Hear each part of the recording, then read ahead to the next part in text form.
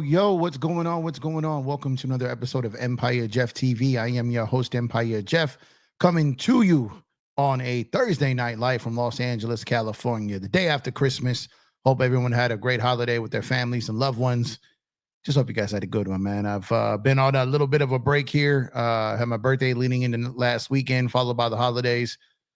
I've been on a 6-day run, man. It's been fun. Haven't really had much time to pull up and chat with you guys. So had some time a little early today. So I figured we pull up and talk some Dodger baseball. Obviously, everyone knows by now that Walker Buehler has left the Dodgers and signed with the Boston Red Sox on a 1-year, $21.5 million deal. Essentially the same deal that the Dodgers would have had for a qualifying offer.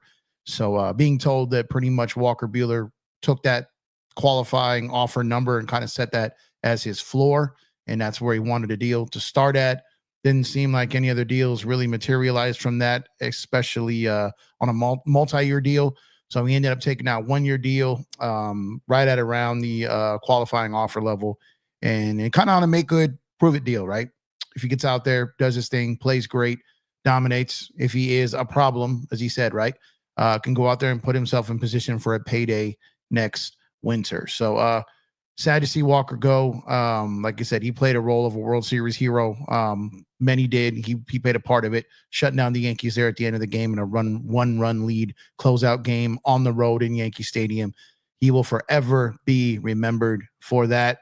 And I wish him well, except for when he's playing the Los Angeles Dodgers, of course. And who knows what the future holds, man. If he goes out there, has a great season, he's a free agent again, doors open to come home. If he's going out there, he's having a decent year. Dodgers run into some health issues with their arms, which they've been known to do. Maybe they trade for him at some point again next season. Who knows? I don't think so. I'm pretty sure his Dodger days appear to be over, but you never really know what the future holds. Walker Buehler gave us some incredible moments, fantastic moments. The 2018 game 163, that game in the 2018 World Series against Boston, that game in Atlanta this season when after the news of Tyler Glasnow being out for the season basically broke, and a lot of people were kind of down on the Dodgers. kind of started to give up on the Dodgers. And you sensed an energy around the team as if like they were off. Like, did they even believe themselves that they could get back into this? Did they think that they could win a World Series championship in year one of Shohei Ohtani? Did they believe that after that Tyler Glasnow situation happened? And Walker Buehler took the mound in Atlanta, went out there, had a great game, as he often does in big game performances, and kind of a point in the season where it turned the Dodgers back into a World Series contender. They got their swagger back. They got their way of them back. And he kind of has had games like that where he did that. He had a great game in New York versus the Mets, a great game, starting game against the Yankees, and a great closing inning against the Yankees in Game 5. So wish him well. Kind of bittersweet. It's kind of one of those things where he kind of like goes out as a Dodger legend, period. Like, you know, let's say he comes back and next year isn't so great. And it's like he's not held in that regard, right? He goes out, does what he did, cashes out with the Red Sox, and he's a legend in LA for what he did. So I really don't see a downside for him. Boston's got some interesting things going on over there, trading for Crochet, signing Walker Buehler. You know, they went after Soto. They've gone after guys. They were early in on Teo, kind of backed off, it seems, as of now at least. And we'll see in the end what type of team Boston has over there, and if it's one of these, you know, guys who leave the Dodgers, go there, and then get traded or moved later, right? We see a lot of guys that have left the Dodgers go to the Cubs. A lot of guys have left and gone to Boston. They rarely finish their deal there. Like they get moved around. So especially when it's players off a World Series championship team, teams go out there, get them when they realize that their team is not in position where this person can stand out.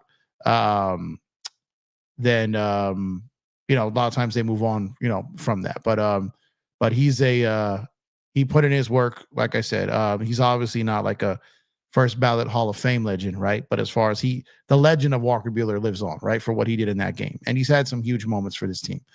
He's nowhere near like a Shohei. He's not a Kershaw.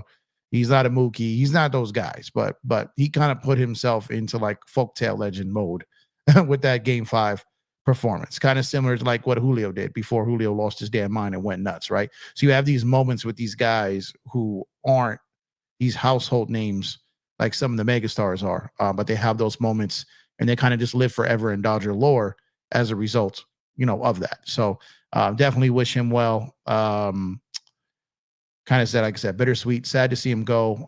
Happy that he did not go to the Giants. I was worried about that.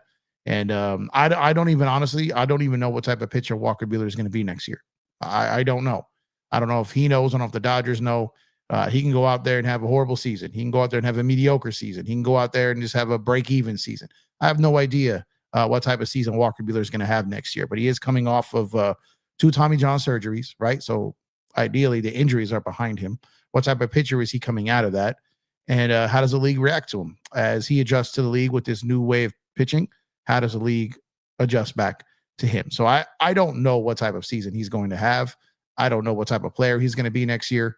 All I know is I am, you know, thankful for the moments that we had with him. Thankful for that Game 5 against the Yankees, the work he did against the Mets, the work he did against the Yankees in his start. Like I said, the 2018 World Series and that division, that tie-breaking game against Colorado in 2018. I remember watching that.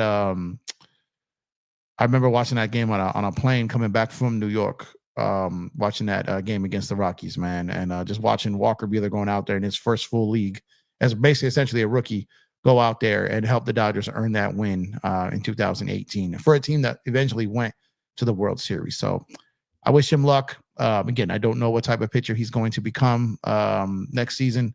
I don't know what the future holds for him. I just can basically judge it off the past. And he's had some really big games for the Dodgers, both starting and, of course, coming out of the bullpen in New York against the Yankees. So let me know, you know, what you guys think about the Walker Buehler situation. Are you guys happy he's gone? Are you sad that he's gone, but understand why he's gone? Like, is it one of those things where it's like, look, you're kind of like me. You appreciate what he's done. But to me, I wouldn't have given Walker Buehler more than a 1-year, $15 million deal if I was the Dodgers, right? I don't think that was ever the case. That's why he didn't come back, right? But anything above that on a 1-year deal, I don't think I'm doing. I think a lot of people forget he did not have a great year. I think people forget that that, he got sent down to the minors again. The injuries, the imperfections that just he couldn't get right, him and Bobby Miller. And you guys know I've been talking about it. I had mentioned numerous times that felt that Baltimore series, that Baltimore start could have been his last start as a Los Angeles Dodger if he did not perform. So I'm happy the way he bounced back, happy that he became, part of a rotation, essentially at 2.5 pitchers. He was that half pitcher until he kind of stepped his game up. But outside of that, I'm also not going to forget the season that he had because it was a bad one. It was a really bad one. And even though I don't blame him for everything that happened in that San Diego game, when Miguel Rojas just completely fell apart and then Freddie playing hurt, couldn't field the ball. And then the avalanche had happened after that. That game wasn't totally his fault. However, he wasn't necessarily sharp in that game either. But that game, like I said, against the Mets, against the Yankees and coming out of the pen, just absolutely phenomenal. We don't win the World Series. We don't win these close playoffs games more than likely, or they don't end as soon as they did without the performances that he had. So I'm going to be permanently grateful for Walker Buehler for that. So appreciate you guys tuning in here on a Thursday, much, much earlier than I typically go live. I had some time today, was home earlier than usual today. So I figured why not come through, hang with you guys for a bit here on EmpireJeffTV. Going to get back into basketball again soon. A lot of you guys reaching out. Been watching more. Got some on right now. Kind of getting back in the swing of things. We got trade season coming up. That's my thing. So if you're a baseball person, basketball person, and you have yet to subscribe, please subscribe to the channel. Drop a like on the video as well if you have not done so already. Shout out to everyone over on Twitter X. Make sure to drop a like on the post. Repost the post. Helps grow the channel. Obviously, I know that Christmas is past. If you've got a gift card, or you buying a late Christmas gift or whatever it is, birthday gift, make sure to tap our link for Fanatics. Get your MLB, NBA, NFL gear, and more. Make sure to use our link to get special discounts, and your purchase also helps support the channel. Your order experience does not change. It's just when you order on Fanatics through us, because we partner with them, they help take care of the channel, and you get some special discounts and stuff like that. So make sure to tap our Fanatics link. We would greatly appreciate it. Gregory Brown, what's going on, my guy? Appreciate you. Said, looking like Teo's gone. Okay, so we're going to touch on Teo. I'm sure we're going to have a bunch of people talking about Teo. That'll be the next topic. We'll touch on Teo here. Nando, what's going on, Nando? Dodgers should have paid Buehler. I don't think they should have paid him $21.5 million, Nando. Even on a 1-year deal, I think that's kind of steep. Even I am grateful for what he did. I don't think there was a lot of teams willing to do that. I think Boston might have been the only one willing to go that high. Maybe someone would have gave a 2-year deal at a lower number per season, but I don't think anyone out there was offering more than 21.5 on year one. I think Boston may have been kind of bidding against themselves there. I think if Boston wasn't in play and didn't go to that number, he'd either still be a free agent or be coming back to the Dodgers, maybe on a make good deal on a lower number. Just never felt that picked up any type of traction. And maybe the Dodgers also, know a little something else. We're going to touch on that in a little bit as well. What's going on, Justin? Appreciate you, man. What should they do to replace Teoscar if they lose him? I'm going to come back to Teoscar. We're going to come back to Teoscar. LA for life. What's up, my guy? Suzuki or Santander?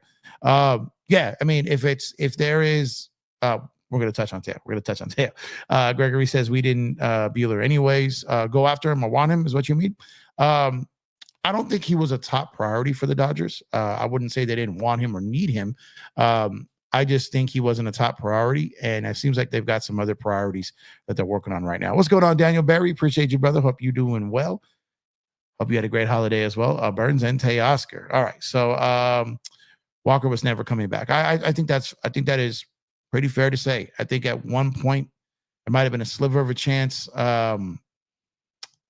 but I feel like that didn't have a lot of legs to it. So definitely appreciate that the take there, because I think it's true.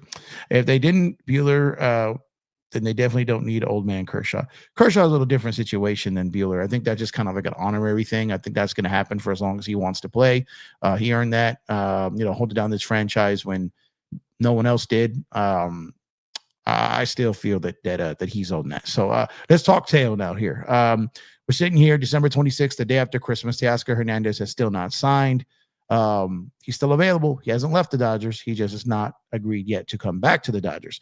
Now, excuse me. I've been out in the cold, literally 4, 5, 6 days in a row. So my voice is becoming a little shaky here. He has not signed anywhere yet either. So, it's kind of feeling more and more like, the Dodgers want Teo back, obviously. Teo wants to be back with the Dodgers, obviously. But it's starting to feel more and more like, who's going to blink first and who kind of bridges the gap the most here between the Dodgers and Teo. Do the Dodgers come closer to his asking price and he finally settles? Or does Teoscar counter a little lower and kind of meet the Dodgers offer? Who kind of blinks on that stance first? I think whoever blinks on that stance first will speed this process up. And whether it's Teo taking a little bit less, whether it's the Dodgers paying a little bit more, or whether the two sides meet in the middle, I still believe this deal happens. It was I think mid-January when Teo signed last year, right? He was coming off of a year. He wasn't that great. He's had great years in the past. Went to Seattle, was not that good. A lot of his numbers, all of his metrics dropped. He came to the Dodgers. He played for a credible team, won a World Series, was a key figure in that World Series. So he's kind of trying to make up for that lost value that he lost that 1 year in Seattle by the huge year he had in LA. I know a lot of people have talked about once he gets to that 10 year of service time, medical coverage and all that stuff, pension and all that stuff. Look, he's gonna make a lot of money, regardless of that fact. I still think he plays 3 years no matter what, whether it's 2 years with the Dodgers or third year with someone else. I think at the end of the day, if someone offered Teoscar Hernandez a 2 year, $60 million deal versus a 3 year, $75 million deal, I think he takes the 2 year and isn't really concerned about the pension at that point. That's just my personal opinion. I think he's going for dollars here because in his last free agent year, he did not have a great season. And so he's looking to cash in on 2 years of at least $25 million per year, up along that ranks. And the Dodgers just don't seem too interested in going to that number. And I think that's too high for Teo, man. I understand what he did for this team. I understand what the city feels for him. But $25 million a year, that's a lot of money for someone like Teoscar Hernandez, who's gonna get a little older. His defense is not going to improve. He's more than likely going to play right field instead of left, which he's better in right than he is in left, but he's not great. He's one of the worst, outfielders in baseball. However, it doesn't cost the Dodgers a ton, right? It doesn't cost them a ton. So it's not like he's out there costing the Dodgers game with his glove. That's not happening. However, you can't be a guy who's 32 years old, whose skills at the plate are going to diminish being that you're a power guy. Your defense is not going to improve. They've got no place to put you from a DH perspective. They're not going to pay you, I don't believe, 3 years of $25 million a season. Now, if the Dodgers go to a number higher in year one and year two, and front load the contract, signing bonus, whatever it may be, I think the Dodgers would be maybe okay with that third year if that dollar in that third year is lower and if there's some deferrals. But it's sounding like Teo doesn't love the idea of deferrals, and because of that is where this holding pattern is, right? So you can't sit here and ask, Shohei, Mookie, Freddie to take deferrals. That's now Blake Snell, like literally everyone to take deferrals, including Teoscar last year, and then give him a deal without deferrals, because that's going to damage your ability to go negotiate with other people. Because when you're talking to guys, you're like, look, come play for us, have a chance to win a World Series every year, get to the playoffs every year, play for the best organization in baseball, if not all of sports, and get the best of the best of treatment as a player. Very player-friendly organization, and you can come and join this, but there's a tax on that in the form of deferral. You're going to get all of your money, but it's going to be deferred, because that's what we do here. That's how we operate, and our star players do it. They lead by example, so we expect other players to do the same. I don't necessarily believe that someone should come on the cheap. I don't believe that anyone should leave money on the table, because they still got to take care of their families, and they still got agents to pay and taxes and all that. Still a lot of money, but that's what they pull in this sport. I'm not saying anyone should take a pay cut or take less, but if everyone on the team is taking deferrals, sacrificing to win, and if Shohei Ohtani can sacrifice $680 million for winning, then if a player doesn't see the value in that level of an organization of adding as much talent as possible while paying the talent but making it work, then you got to, at some point, you got to pivot to another direction. I don't think the Dodgers are there yet. I don't think Teo's there yet. I don't think Teo is seriously considering leaving for another team yet. I don't think he's over here looking like, look, I'm ready to go to Boston. Look, I'm ready to go back to Toronto. I don't think he's there yet. I don't think the Dodgers are like, look, we're ready to move on. We're ready to go sign this other guy today. They're talking to other guys. There are contingency plans. They're talking to free agents. They're talking to other teams about trades. These things are in play. But these are secondary moves. These are pivot moves in the event that Teo doesn't sign or re-sign with the team. This isn't, we're ready to just do this now. The first person, whether it's Santander, whether it's the Cubs on a trade for Suzuki, whether it's anyone, this isn't a who says yes first gets it. I think this is once Teo's done, then we make these prior plan Bs and Cs, plan As and Bs, right? Is where they're kind of going down the stretch there with this. But I still believe that the Dodgers and Teo got to a point where like, look, let's talk after the holidays. We'll pick things back up. I think they're both motivated to get a deal done. I still think there is a very strong chance he returns to the Dodgers. I think there is a world where he goes somewhere else.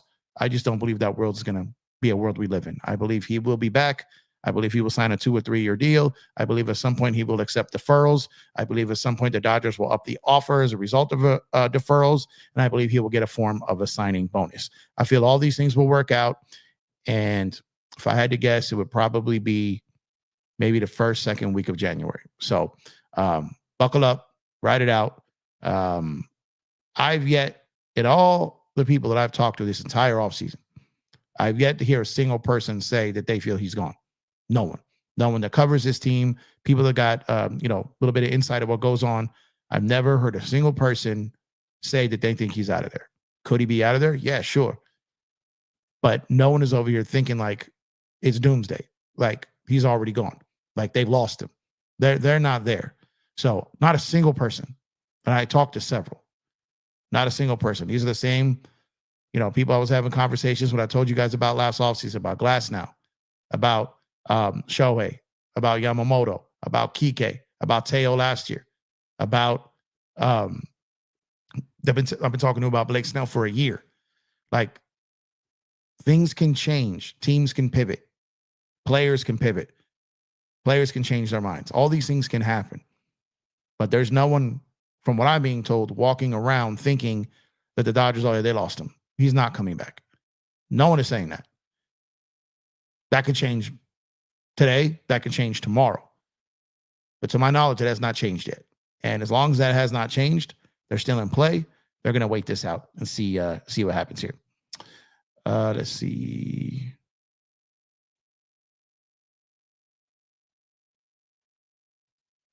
LA for Life says Kershaw's coming back. He's going to retire a Dodger. Facts. Nando says Kershaw and his 80-mile-per-hour fastball. I hear you. Look, I totally get it. I get why the fans are like, some fans don't want him back, but I also get why the organization gives him that free pass for sure. Phoenix Layer 1, what's good, my guy? What's up, Jeff? What's up, chat? Hope everyone is doing well. I'm doing great, man. Hope you're doing well as well, man. Appreciate you. Gregory Brown says happy belated. Hey, appreciate you, man. I've had a good week. My birthday was Saturday. Christmas was yesterday. Spending a lot of time with family and loved ones. Got a lot to do, a lot of activities, a whole lot of activities. And I feel loved. I feel blessed. Shout out to all you guys who dropped messages, DMs, posts. For those, shout out to everyone who emailed me, text me. For those people I've known long enough that got my number. Overwhelming show of support. And I greatly appreciate you guys. And I thank you guys sincerely. And everyone that also reached out for Christmas and wished me and my family a Merry Christmas. Thank you so much. I responded. I believed everyone. I think I did my best to. So greatly appreciate you guys. As far as like DMs, I got to get back on the comments. I've been haven't been on YouTube too much. But greatly appreciate you guys, and it means a lot. Definitely means a lot. Nando says, I wouldn't blame Teoscar if he walks Friedman mad disrespecting him.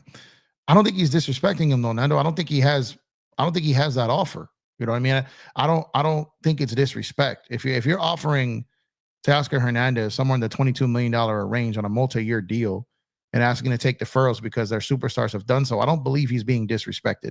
The Dodgers, brought him back to life after a bad year in Seattle. Now, he did his work. He got to get credit.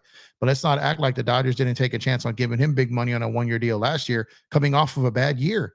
So to say he's been disrespected, I would definitely disagree with the disrespect part. And negotiations are all in the game. It's what they have agents for. Bro, no, he's not. don't know if he's talking to me or talking to Nando. I'm still hurting from the Walker news. What's going on, Aaron? Appreciate you, bro. And Aaron, man, just so you know, I fully intended to do multiple member-only streams this past weekend. I was just out too much. Everywhere I was had music that couldn't do it on YouTube, man. So definitely apologize. I was out a lot more this weekend than I thought I would be. Kind of paying the price for it.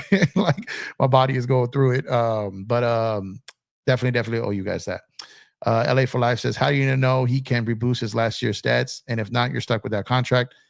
I'm assuming at this point you're talking about Walker Buehler, because this was from earlier in the stream. And I would agree with that.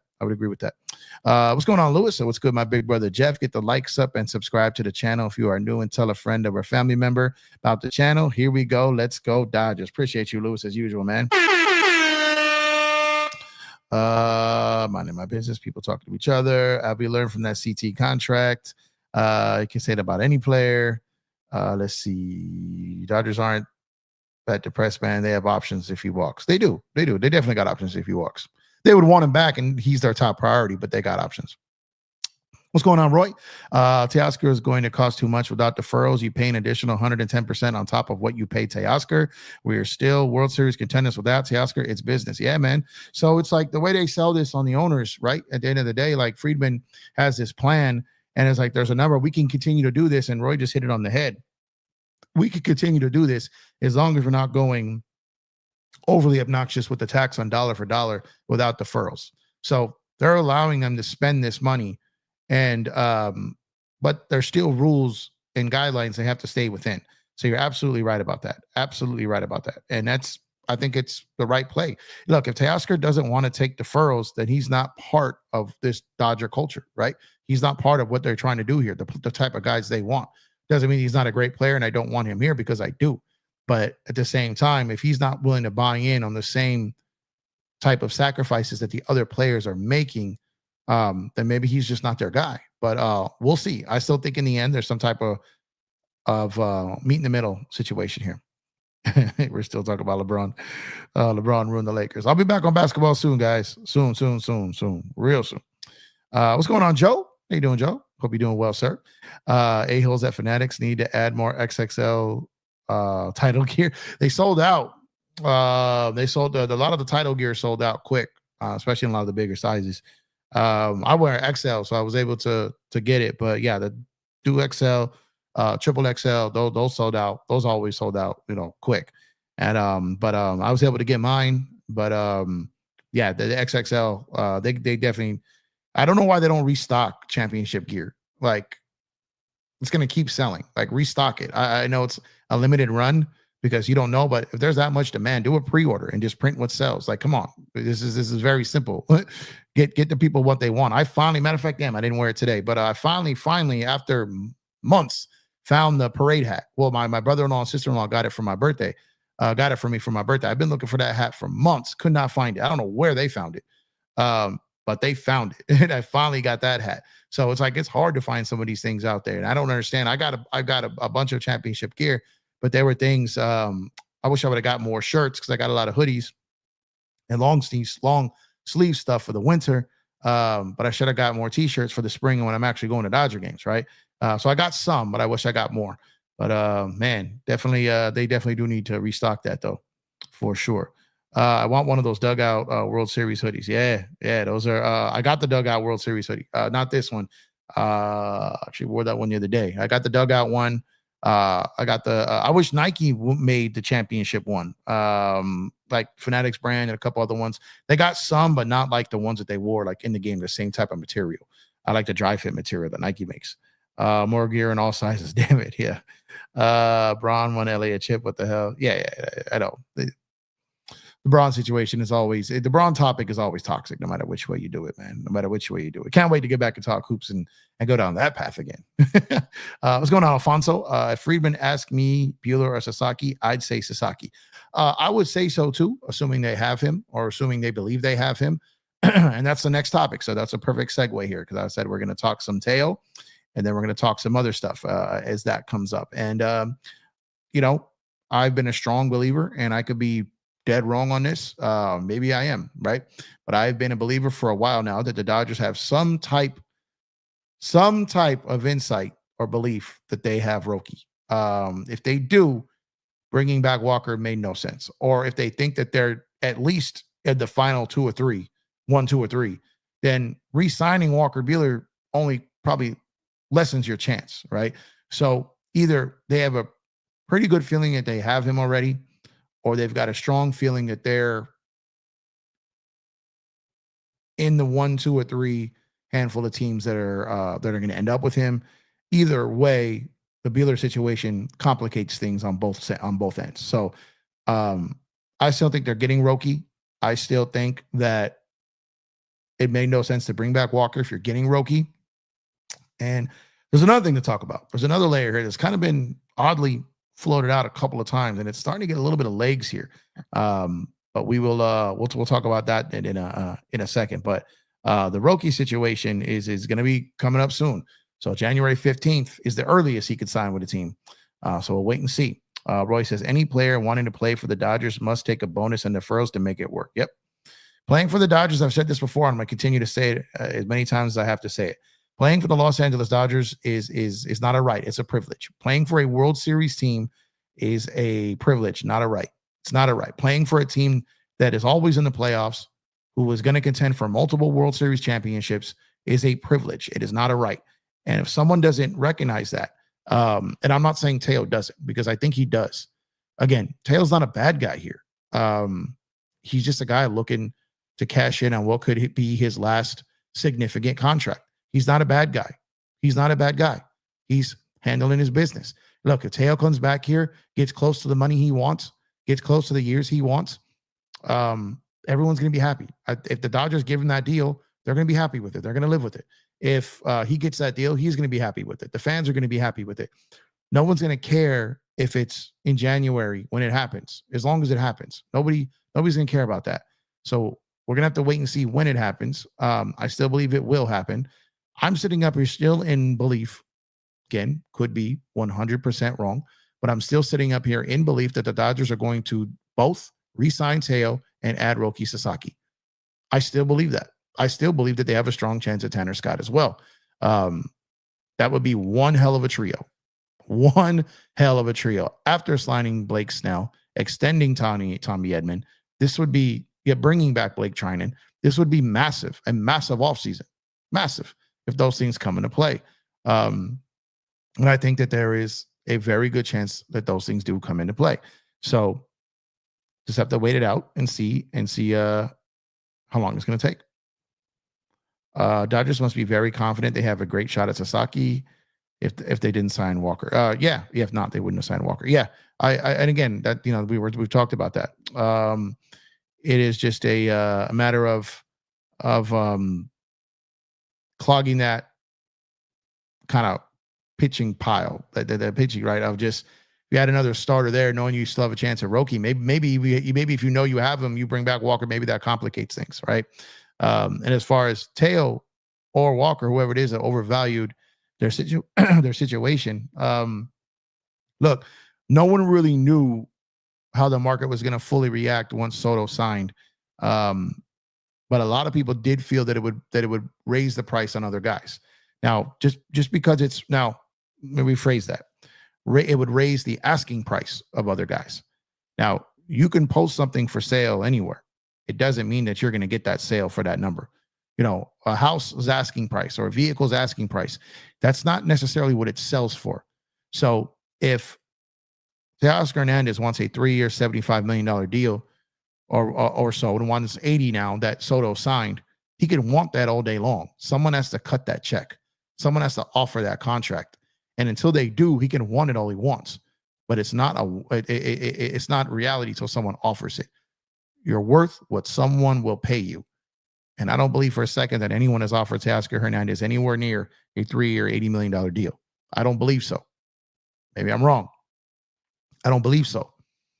Now, maybe there's a reality check, think you're right. Like what's that thing they say at in when you're trading stocks, right? Like a rising tides raise all ships, right?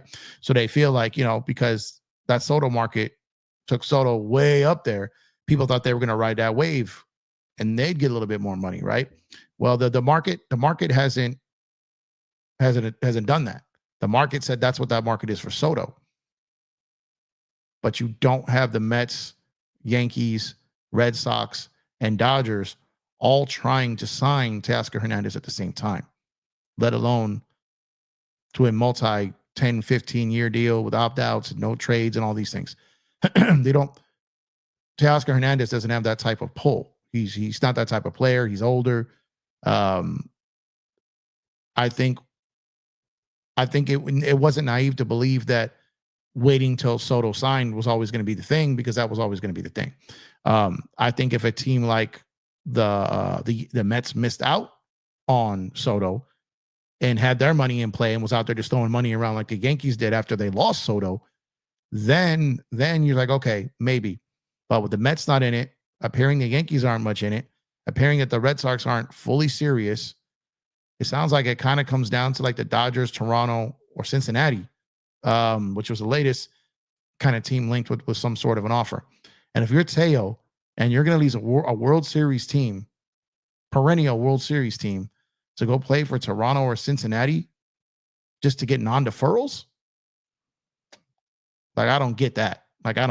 So I think in the end, I think it still happens. Just have to wait it out till the time happens. It could be, another 2 or 3 weeks. What's going on, Diego? Why don't you pull up to Dude's channel anymore? Dude's channel anymore? I don't know who you're talking about. You think they're bringing up Dalton rushing this season? Yes, I think they are. I think Dalton rushing will get definitely some run this season. In left field and catcher, I think he will get some catcher run. I think he'll get some outfield run, just so he can get some at-bats against, major league pitching. I think I heard that they're kind of still prioritizing him as a catcher in the minors. They gave him some outfield work late last year, but maybe outfield, maybe first, maybe catcher. Like I said, Freddie's a little bit older. Will Smith, may need some should get some more days off this year. He kind of got cooked last year. I know we got Barnes back, but Barnes on this team is kind of a little bit, more than just on the field, right? So someone like Dalton rushing can get some plate appearances, I think, at catcher, corner outfield, and first base, and kind of platoon a little bit. So I think he'll get some time. Guys will get time off. Guys will get injured. And you got to get this guy up here at some point to face major league pitching. So yes, I definitely think he'll be up this year. What's going on, Micah? Appreciate you, brother. Thank you for tuning in. Appreciate you. Man, happy belated birthday to you, my brother. Hey, appreciate you, man. Again, thank all y'all for all the continued support, all the well wishes. It's humbling, man. You get friends, you get family. But people that you don't know like that, right? Reach out to you and take time out of their day. I appreciate it and I respect it. So thank you kindly. Seriously, appreciate y'all, man. I hope you all had a good holiday, man, with your families. Aaron says it's perfectly fine, Jeff. Always time for member streams. Yeah, man, I tried like 2 or 3 times, but there's I was at a lot of turned up places active, man. Music was playing, a lot going on. So I got y'all, man. I got y'all. But I feel bad because I told you guys it was coming. I couldn't make it happen. It wasn't for lack of effort. It was for lack of environment. I couldn't do it. That's kind of one of the things I like about TikTok, because you can go live on TikTok. There's music, you can do whatever you want over there. Like, you don't get no copyright strikes, nothing. Right. So make sure to follow me on TikTok at EmpireJeffTV. If you have not done so already, on Twitter X at EmpireJeff_, on Instagram at EmpireJeffTV, of course, here on YouTube at EmpireJeffTV. Drop a like on the video and subscribe to the channel if you have not done so already. You can also become a member, as Aaron is talking about, for less than the cost of lunch. You could become a member for an entire month. Got different tiers of membership there. Great way to help support the channel. You can click that join button or the first link in the description to become a member. Appreciate those who have done so already. Family comes first, especially on your birthday and Christmas. Yeah, I appreciate you, man. Yeah, you know what it is, man. LA for Life says, Empire Jeff, you catch a Laker game, man. So last night I was out at Christmas dinner. Our dinner started at 5 o'clock. The game started at 5 o'clock. So, I caught some of it. I caught the ending. Me and my boys ran over to the bar to catch the ending. So I saw that. Those shots that Steph hit was ridiculous. Obviously, the play by Reeves. AD getting hurt. So a lot to talk about there. But yeah, I caught it. I caught the end of it. It was fun. That was a fun game. That was a good game. Good Christmas Day game. Good Christmas Day ending. I know the Lakers had a big lead in that game. Kind of collapsed on that. But good Christmas Day game. Good Christmas Day win. Shout out to the Lakers, man. Nando says Sasaki ain't going to the Padres. They're broke and trying to trade away their big names. Look, I don't necessarily think it would be the wise decision for him to go there, but I think there's a chance. He knows he's got to pitch 6 years somewhere. He'd be a frontline guy there. And then maybe by the time it's time for him to get paid, maybe they get their stuff together. But they're gonna have to give away some guys. And so I don't know how well they're gonna be able to compete. Last year they may have peaked. Still a very good ball club over there. Got to see what do they do with the Rise? What do they do with Bogarts? What do they do with Dylan Cease? What do they do with Michael King, who's also a free agent, next winter? A lot of these guys, man, that Tatis contract is solid. That one's fine. But that Manny contract is going to be really bad. That Yu Darvish contract is going to be really bad. They're probably going to lose Profar. They're probably going to lose Kim. Probably going to lose Scott. Like I said, Cease is going to be traded. Their hope was they could probably trade for potentially a Crochet, but you can't trade Cease for Crochet. You're not going to send him back to Chicago. But there was, talk that they would trade Cease for picks to turn around and get Crochet. And then you have him for 2 years potentially before you have to trade him. The Padres may just be playing this game where they bring guys in for a year or so and then flip them out of there again for prospects to go get the next guy because that's really all they can do. And you got to give them credit for being able to still do that, even though with their payroll constraints. 1 second, guys.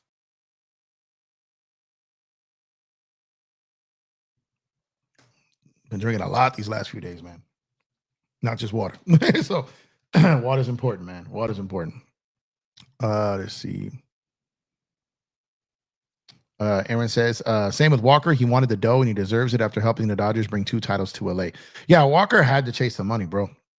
He had to chase the money because if he goes out there next year and has a bad season and passed up a chance to get paid, then this could be, he's made, I believe Walker Buehler, I think off the top of my head, I think he's made $30 million his whole career. He just got 21.5 for 1 year. Salute to him, man. But if everything falls apart next year, and he passed on the highest bid to go somewhere else, he had to go get his money, man. I'll tell you what, though. I could almost see if Walker, I could almost, well, let me get my words straight here. I'm fumbling like a fool. I think Walker Buehler's clearer path back to the Dodgers is if he has a rough year and they bring him in as their reclamation project to build him back up. Like, I think that's probably a clearer path back to the Dodgers than them signing him after a great year next year or trading for him at the trade deadline. I think that's a more clearer path. The Dodgers always add someone every year who they want to rebuild and get back out there on the low. And Walker Buehler could absolutely be that guy next year if he has an off year. But, I want him to have a good year. Man. He deserved it. He helped us win a chip, man. I'm rooting for him. BC, what's going on, BC? Appreciate you, brother. Hope you're doing well. Hope you had a good holiday season, man. Padres missed their shot in 2024. Padres missed a couple shots. I think they missed it in 2022 and in 2024. No doubt. That team last year was scary, yo. That team was scary. They had all the makings of a World Series champion. They had all the makings of, if they get that win and win the World Series and they come back with that confidence and, knowing that they didn't blow it and fall apart, who knows what happens if that happens? Who knows what happens to the Dodgers if that happens? So very, very huge loss for the Padres in that Game 5. Very, very huge win for the Dodgers in that Game 5. Turned around, potentially not turned around, but sent 2 franchises on a totally different path for the future. So it's crazy how that has worked out. And if the Padres win that Game 5, the Padres win that series and go on to win the World Series, which I believe they would have, that we're having a totally different conversation right now. And maybe so is our ownership group. But craziness how that whole series flipped, man. Laker girl, salute, sis. Hope you're doing well. Appreciate you. Hope you had a good holiday with your family as well. Appreciate you tuning in as always. Make sure to go subscribe to Laker Girl 36. You got a channel over there covers the Lakers, does good work. She is also a Dodger fan as well. So appreciate you, Laker girl. Thank goodness for 24 straight scoreless innings. Yeah, that was crazy, man. That I don't know if we will ever see anything like we saw last season with what the Dodgers pen did. Even if the pen gets better, like if they add a Tanner Scott, if they far and away have the best bullpen in the major leagues, I still don't think we see something like that again.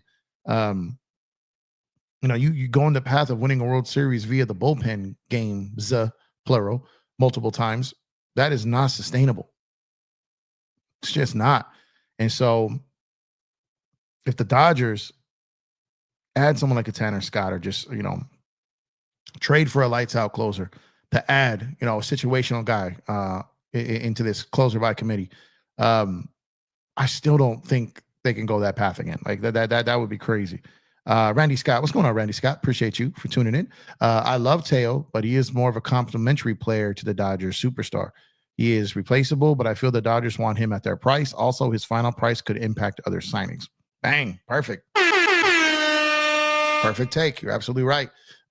Yeah, the Dodgers, he is a luxury, not a necessity.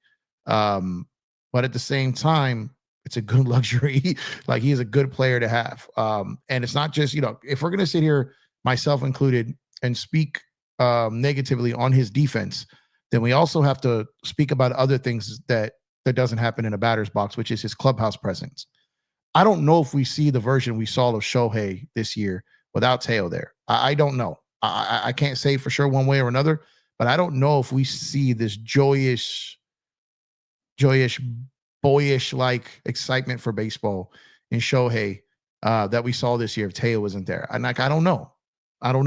And Teo added so much to this team other than just his power numbers. He's genuinely loved by his teammates, loved by the fan base. There are a ton of reasons why they should and probably will bring Teoscar Hernandez back. There are, however, some reasons why he may not be worth what he thinks he's worth. And I think all of this can be true. And I think that sometimes when you speak truth on a situation or a player, or some people take it as disrespect, or you're discrediting them, or you're lessening their impact. And no, you're not. I've said this multiple times, and I will continue to say this. I want Teo back. I'll be upset if he leaves. But I will also be upset if the Dodgers give him 3 years, 80, 85, whatever, without deferrals. Like, I would be upset with that deal, and I think a lot of you guys would in a year or two. So, all the people who are sitting here right now, calling Dodgers cheap, that's crazy. Saying they're playing games with them and all this stuff. No, the Dodgers are negotiating in good faith. They want him here. They want him back. They want him here to come repeat for this title. But they want him at a price that makes sense. I'm sure they're willing to go above their original price. I'm sure they're willing to get closer to their asking price. I just don't know if they're going to meet his, if he's got a floor and he's kind of drawn a line in the sand there. I don't know if the Dodgers are going to meet it just because they don't want to lose him. I think they have their ceiling, and if Teo's number is above that ceiling, I think he goes. If Teo's floor is above the Dodgers' ceiling, then I think he goes. But I think that his floor is going to drop. I think his floor is going to drop. That's just me. And again, for those who missed earlier, the people that I've talked to all off season about this, guys who cover the Dodgers, guys who got some insight, not a single one of them have told me they think he's leaving. And so that could be nothing. That could mean something. Who knows? These guys have been right a lot. They're not right 100% of the time. No one is. But they're pretty good. Their average is pretty good, pretty solid. And when I've talked to you about intel I've gotten from them on this show, I'm telling the truth, because most of the time it's been accurate. Again, doesn't mean that this cannot change. Doesn't mean that it hasn't changed already. But I know a lot of people who cover this team believe that he is staying.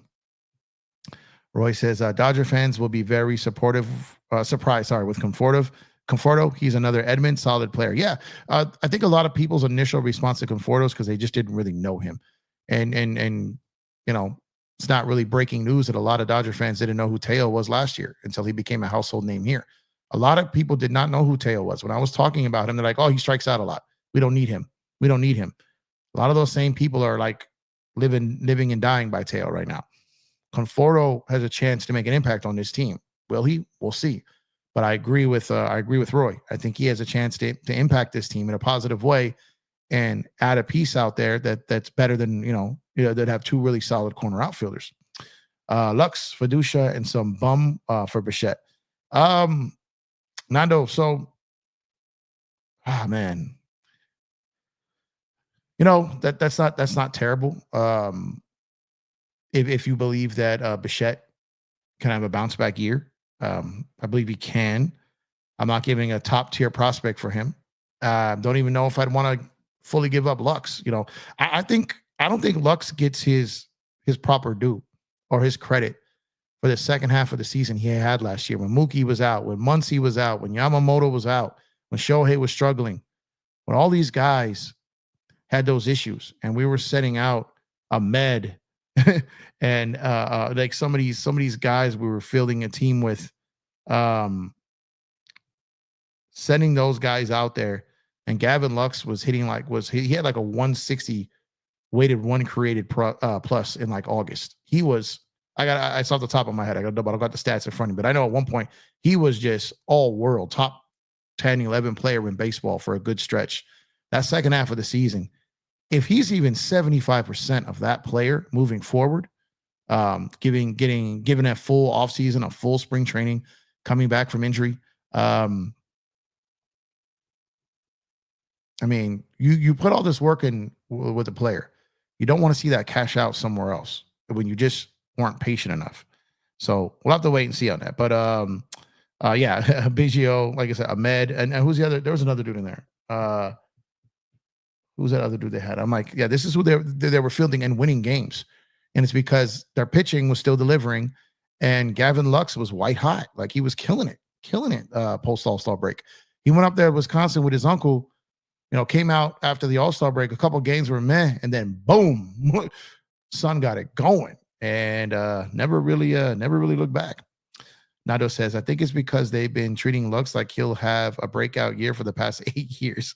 Yeah, I think that's what it is too, right? I mean, to be fair, he came out, wasn't kind of like a full-time player. Then he kind of sort of became one.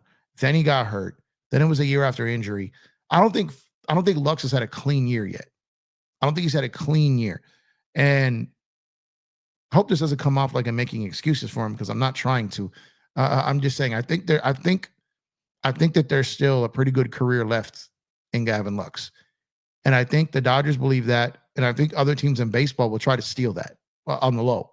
And I don't think the Dodgers are ready to punt on that yet for nothing. If you can get something pretty major, then maybe you consider that. But I asked someone the other day, how close did the Dodgers actually come to that Williams deal? And basically what I heard is that if Lux was in that deal, he'd be a Dodger. The Dodgers were waiting it out, trying to get that done without Lux. The Yankees snuck in, got him.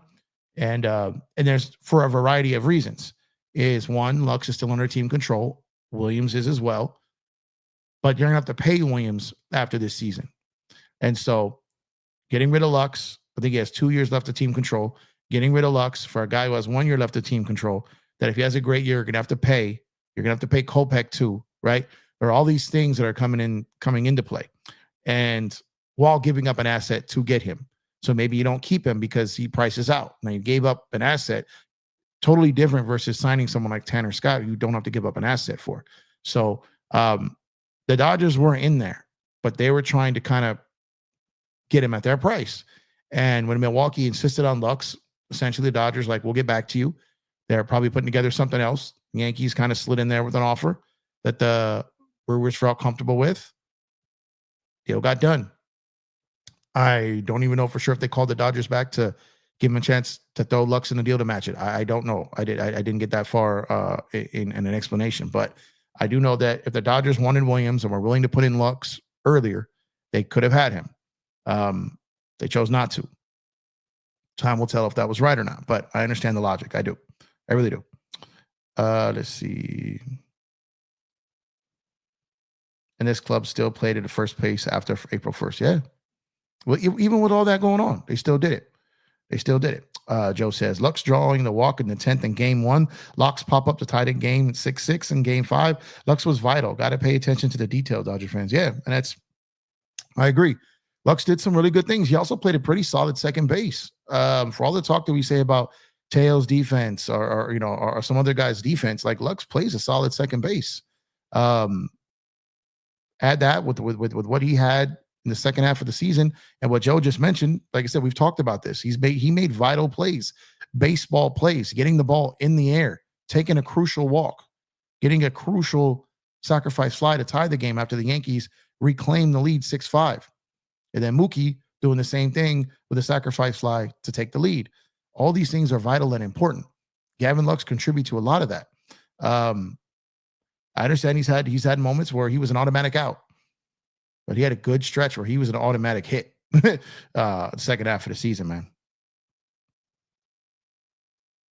Big at bats from Lux when the lights on bright. Yep, facts. Lakers, Dodgers for life. What's good, my brother? Hope you're doing well. Hope you had a great holiday with your families, man. With your family. Appreciate you. Hope all you guys had great with your families. Appreciate you, man. Good to have you back, Jeff. Hope you had a great birthday and a great Christmas. Thank you, brother. Appreciate you. All right, Ben. I'm blessed, man. Like I said, birthday on Saturday, Christmas yesterday. I've been on a tremendous run with family and friends and loved ones. And man, you just I like the smile on my face probably tells it all, man. I had a really special 6-7 days or so. I can't it was incredible, man. It's just what I live for. I had a really good year, personally, professionally. Got a lot of things, a lot of goals I set to get done by the end of the year. I finished halfway through the year. A lot of things I was locked in on, I completed. A lot of the things that was like a 2-3 year plan or halfway done early. Very, very strong, productive, happy year. And also got to spend a lot of time with my family this year, made a lot of time for my family this year. And they made a lot of time for me, obviously, because we're all very busy. And I don't know, I feel good, going into this year. Personally, spiritually, whatever you want to call it. Like we're really, really blessed. And especially these last 6-7 days, man. Truly special. Shout out to my beautiful wife. Shout out to my parents. Shout out to my sister. Shout out to all my family, friends. So many friends, man. It was just so great. So, man, appreciate all the support, man. I love you guys, man. But I'm not gonna lie, man. Last year, my birthday in 2023, we got Yamamoto, man, on my actual birthday. So I was like, man, are we gonna get Tail back on my birthday this year, man? Come on, man, make it happen, Dodgers. Make my birthday gift be the gift to Dodger Nation. Didn't happen. Kind of foolish, probably, to think that would happen that early. This thing, like I said, I think they just took time off of the holidays. I think they picked stuff up back after the first of the year. Maybe they talk between Christmas and New Year's. I mean, maybe. But I still think that this goes into the first or second week of January. We got Roki Sasaki's decision, sometime after January 15th. Technically, he can decide before that. He could technically announce before that. He just can't sign with the team before that. So no sense to keep your name out of the news and kind of tell everyone early, right? But God, I can't wait for this team to come back, man. I can't wait.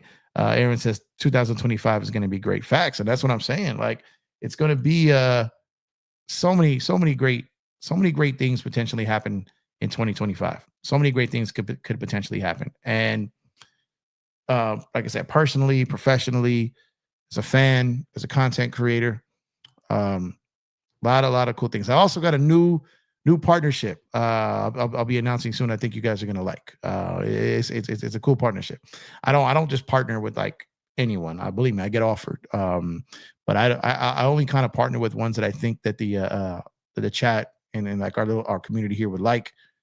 I already have these products, use these products, love them, fits right in with the niche of what we do here, fits right in with who we are as fans and the sport we love in baseball. And I think you guys are going to love it. I'm also working on another one for basketball, as I set a goal to get back into basketball at or around Christmas time. So we're here now, and be coming back soon. The NBA has been tough to watch for me this year for a lot of reasons. But I didn't dislike Christmas Day games. I watched all of them yesterday. And wasn't at home all day watching entirely, but I saw some games. I was like, okay. Not to say that the game has changed in the last 2 or 3 weeks and it's better, but my interest in it picked up a little bit. So I had literally no interest in the sports for a good 2 months, just none. Dodgers had a lot to do with that. Family time had a lot to do with that. Didn't want to pick up another, covering an entire other sport while I'm trying to do these other things. Wanted to get the holidays through. We did that, and go through there. Nando says, you think Burnes takes a 2-year deal with an opt-out like Snell did last year? Okay. Now we're going to talk about this, because this is the other part that I want to talk about.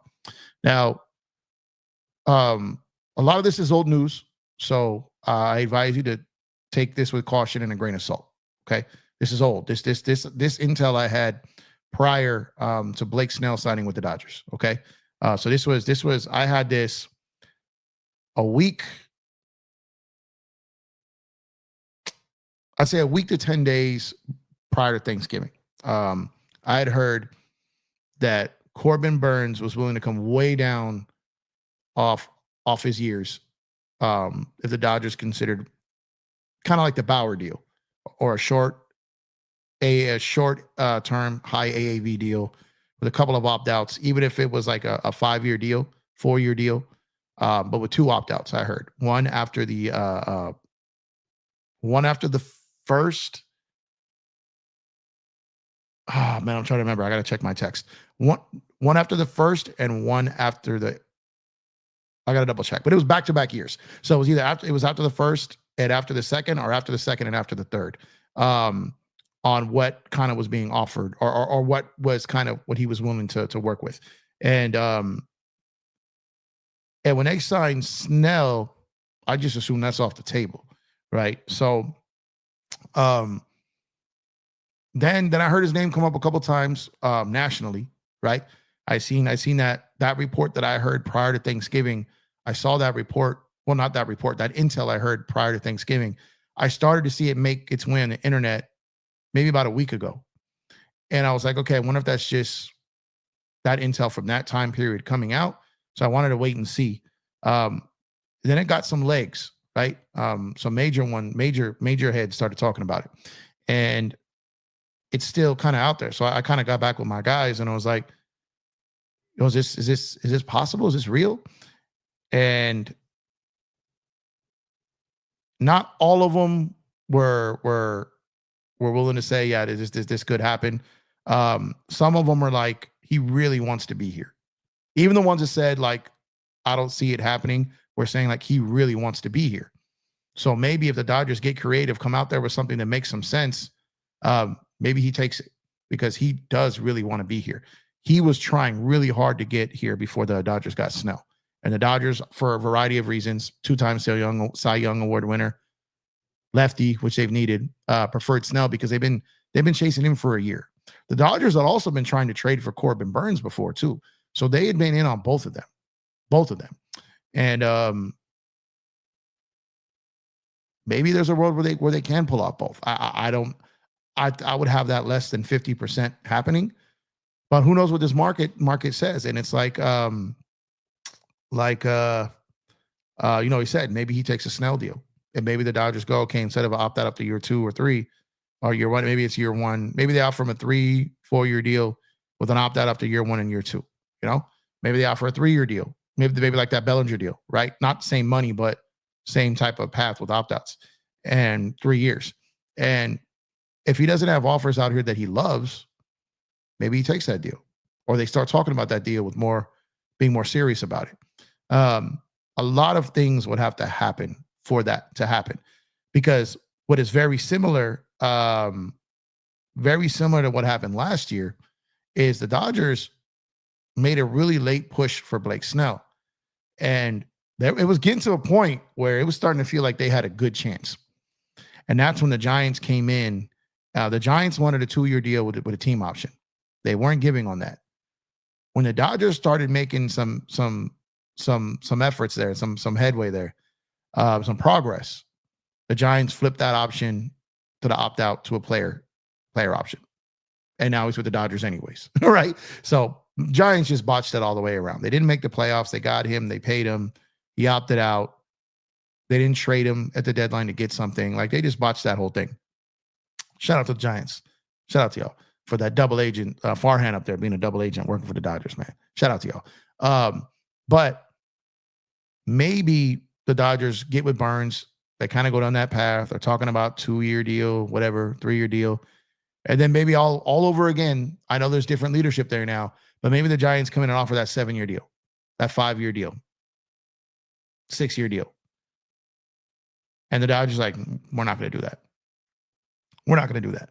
And I don't know if Corbin Burnes is going to turn down a 7-year north of $200 million deal for a 2-year high AAV deal with the Dodgers potentially. So because the Giants did that last year, I could see them doing that again this year. However, this is a much bigger commitment. This is a much bigger dollar amount, but they're kind of desperate up there. And I still don't think Corbin Burnes turns down a 7-year, $200 to $220 million deal just because he wants to be a Dodger. I think that's life-changing. That's too much life-changing money. Too much life-changing money. And I don't think he passes on that deal. Now, if that deal's not there, that's different. But I would suspect that if it gets close to him signing with the Dodgers, the Giants would get very aggressive with another deal there. But that would be in a insane rotation. I also, this is key. This is very, very key. Very, very key. I don't think that deal would happen until after Roki makes a decision. Because if the Dodgers have some type of agreement with Burnes and they can make that happen, you don't want to spook off Sasaki. So even if Burnes is like, yo, I'll do it. And the Dodgers like, you sure? And he's like, yeah, I'll do it. And like, all right, we will give you this contract. But this cannot come out. This cannot happen until after. It's kind of shady, but it's business. This cannot come out until after Roki signs. Because maybe it spooks the kid and thinking like, man, I've got Snell, Glasnow, Yamamoto, Ohtani, Burnes. You got other guys in the mix, Catman, May, and then Roki. That's 8 potential starters. Now, Shohei's not going to, Kershaw, right? Shohei's not going to start the beginning of the season. They're being very cautious. They're going to a 6-man rotation. They'll probably give guys plenty of time off during the season. I think there's a way you can make it work logistically, but you don't want him thinking he's going to be the 6th or 7th guy, right? You probably don't want him thinking that. So I think if the Dodgers are in on Burnes, I would expect for that not to come out until after Roki signs. So if you see Burnes still available January 10th, January 11th, January 12th, things could start getting crazy. Things could start getting crazy. So just keep that in mind.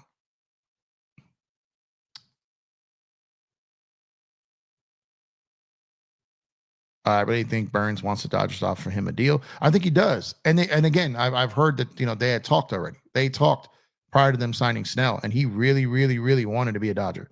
Walker really belongs in a Dodger uniform. What's going on, Miguel? He belonged in one. He got it done in one. And he had to go get that money, man. The Dodgers, it would have been irresponsible for the Dodgers to pay Walker Buehler $21.5 million. That would have been just too much for him, man. I had a bad feeling about Teo coming back at this point. I think he's gone. Hope I'm wrong. I don't think he's gone. He could be. I just think that both parties are motivated enough to get it done where I think a deal is reached. There's a deal to be had here. When, I don't know. And what that number is, I don't know. But I do still think they get it done. I still think they get it done. I'm going to believe that till it's not done.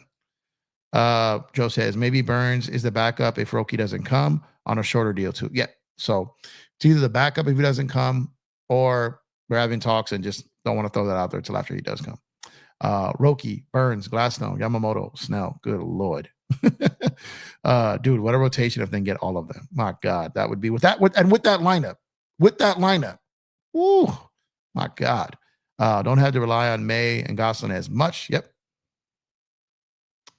Aaron, let's say the Dodgers get Roki. It's done. They will run a 6-man with Roki, Ohtani, Yamo, Gosselin, Snell, Kershaw, Miller, combination of those guys covering whoever is on the IL. Yep. Yeah, Ohtani. It's like we're forgetting about Ohtani, right?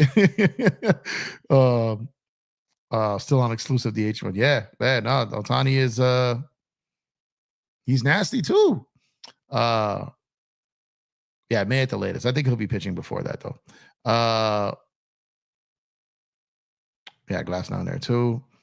Burnes to LA, and they can trade away Gosselin and some of the other arms for Roberts or Bichette or others. Yeah, that's a fact too.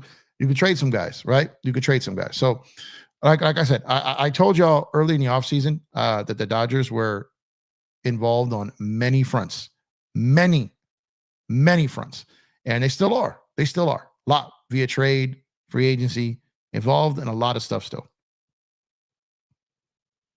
I think Dustin May is going to go to the bullpen. If not, he can also start. I think at some point he'll be in the pen. So he's injured. That's funny. Yeah, and I mean, he had such a good year too. That's what sucks.